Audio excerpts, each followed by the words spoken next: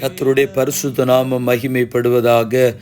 6/9/2025 September மாதத்தினுடைய முதல் வாரத்தின் முதல் சனிக்கிழமைக்காய் கர்த்தரை நன்றியோடு துதிக்கிறேன், ஸ்தோத்திரிக்கிறேன்.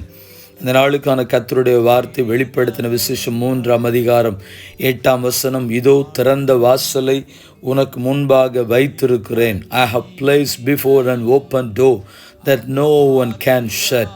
கர்த்தருடைய நாமம் மகிமைப்படுவதாக. இந்த நாளிலும் திறந்த வாசலை குறித்ததான வசனத்தை ஒரு சில நிமிடங்கள் தியானித்து இந்த நாளையும் நம்மையும் கர்த்தருடைய கரத்தில் ஒப்பு கொடுப்போம்.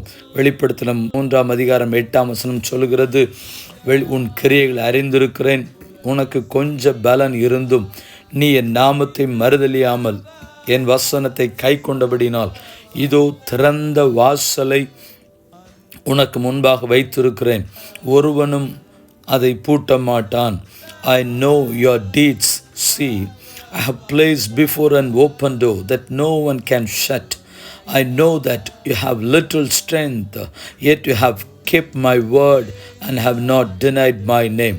கர்த்தருடைய பரிசுத்த நாமம் மகிமைப்படுவதாக. யாருக்கு எந்த நேரம் இந்த வார்த்தை சொல்லப்பட்டது என்று சொன்ன பொழுது கர்த்தருக்கு மகிமை உண்டாதாக. கர்த்தருடைய ஜனங்களுக்காக சொல்லப்படுகிற வார்த்தை தான்.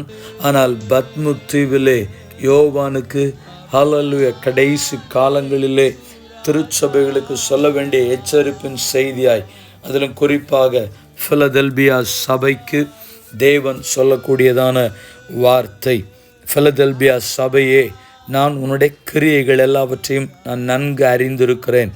உனக்கு அதிகமான பலன் அல்ல, கொஞ்ச பலன் தான் இருக்கிறது. அதன் மத்தியிலும் நீ என்னுடைய நாமத்தை மறுதலியாமல், அந்த மறுதலிக்கிற சூழ்நிலைகள் வந்த பொழுதிலும் கர்த்தருக்காக வைராக்கியம் பாராட்டி நின்றபடினால், வசனத்தை கை கொண்டபடினால் ஆண்டவர் இந்த திருச்சபைக்கு சொல்லுகிறார், உனக்கு திறந்த வாசல். சபையே, இதை கேட்கிற தேவனுடைய ஜனமே, நீங்கள் யாராக இருந்தாலும் சரி, கர்த்தருக்கென்று நீங்கள் வைராக்கியம் பாராட்டி வசனத்தை பிடித்து நிற்கும் பொழுது உங்களுக்கும் அதே திறந்த வாசல்கள் திறந்தே வைக்கப்பட்டிருக்கும். யாரும் அதை பூட்ட முடியாது. ஜெபிப்போம். நல்ல பிதாவே, இந்த நல்ல நேரத்தில் இந்த ஜெபத்தை என்னோடு கூட செய்கிற ஒவ்வொரு தேவ பிள்ளைகளும் இந்த வசனத்தின்படி தங்களுடைய வாழ்க்கையை அமைத்து வசனத்திற்கு கீழ்ப்படிந்து நடந்து திறந்த வாசலை அனுபவிக்க உதவி செய்யும்.